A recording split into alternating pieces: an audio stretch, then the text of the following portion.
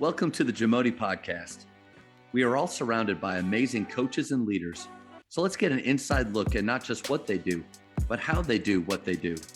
After all, becoming the best versions of ourselves is Jamodi, just a matter of doing it. As coaches, we're a product of if we played, who coached us, and how we played in high school and college or beyond. And we're a product of who we've worked for over that. So you mentioned something, that I can't remember the exact phrase, but it was like, here's some things I've picked up from guys that I've worked for or played for. So what are some things though that you feel like this is me? Because I started out wanting to have a defense like Coach Thomas's team, and wanted to have an offense like Coach Bliss's teams, and wanted to personally act like Coach Drew and love my team like that, but what are some things that are you? And I'm going to answer that, and I'm going to start by saying, when we started talking about doing this, I started thinking about like young coaches. When I got into it, I didn't have an identity, and trying to develop that, you almost try to be someone you're not sometimes. And, I was lucky. I worked for really, really good guys. Al Gruskin and Incarnate Word, Ryan Martinez, Larry Gibson at Northeastern State. I played for a great coach. Developing, figuring out what you do like, what you don't like. And every one of those coaches has been successful. The guy that I related to the most, that I thought, that's me, was Larry Gibson. And I don't know if a lot of people should know him. He's won 2 national championships, been a Division I head coach, won Division II national championship, state president of the NABC for his term or whatever. But he's a disciple of Henry Ivo. And my dad played in Oklahoma growing up, so I'm very familiar with that. Motion guy, grew up playing motion. Sit down, guard you. He used to have a bumper stick. Zoners suck. That's how tough-minded he was. What did it say? Zoners suck. Zoners. And so, one of his mentors, Bud Presley, is the one that came up with that. But he was a legendary California guy.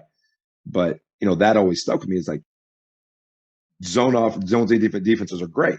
They're great, but man-to-man defense is that's what I related to all the time. And so I got my most from him, that who I work for, and then as well as my dad. And I don't think we ran any zone in high school, and we ran a 3-out 2-in, motion type stuff.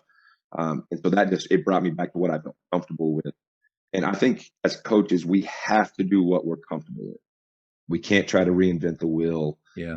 I remember my senior year of college, we came out in Creighton's offense, which is what Illinois runs now, and Underwood ran at Oklahoma State. We tried to implement that, and it just wasn't us. So after about 2 weeks, we flipped. And then as I got older, I thought, well, was that it did fit our personnel, but we just didn't do a good job of executing. And we flipped back to our 3-out 2-in high-low motion. And so it's like, I don't know. I've never talked to my college coach about that, but that's always kind of stuck with me. And so my second or third year in, I tried to switch up a midterm. Christmas, we came back. I 3-out 2-in high-low because I had 2 really good post players, and that lasted about a day and a half. I went back to what I truly believe in, and just hammered it down, and we got it. We ended up winning the league and having a good year. But I think just even in it, finding what it is that is you, and don't try to be somebody you're not. And working for Coach Gibson was a godsend for me, and it made me a much better coach, both on and off the court. Even myself as being an assistant for 4 years, the accountability factor. You're going to do this X, Y, Z, and it better be done right. And just figuring that out really prepared me and made me a better coach. Yeah, great reminders. I think for younger coaches, that Rick Torbett said it takes 10 years to figure out your style. The style, that the way that you want to speak to players, the type of culture that you want to have, but then even after that, that 10-year, wherever that is, and that for coaches to be open-minded enough to pivot, and even all the best plans out there, just because it works for another team in another league at another level doesn't mean it'll work for you. But when you try something, I think there's a vulnerability that players appreciate when, hey, we're gonna try this because I think it fits us and what we can do. And then you know what? No, we're not. But being honest with them instead of what happens, what I felt like in the past is, well, crap, I don't look like an idiot. We've spent so much time on this. We're invested in this. Like we can't go away from it. I think you had some great reminders there. And just to piggyback what you said there is with communication with your kids. We were running something a year ago, and I was like, "Hey, man, like one of my point guards, hey, I'm thinking about doing this. Like, what do you feel? Do you feel stick with what we're doing with the 5-out motion, or you want to try the motion? Let's love it. Let's do it. It worked for us. Hey, fair enough." And I try to give my kids ownership in the program.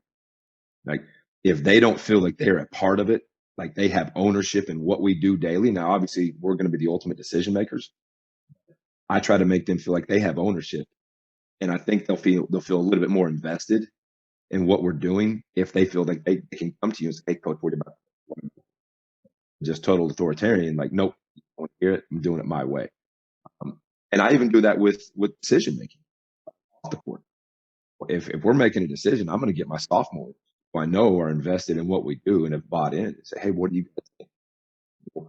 I want them to feel a strong investment and ownership of what we do every day. And it's worked out well, but obviously you got to have smart kids that know what they're doing and they're going to do the right thing. I've had sophomores who have been with me.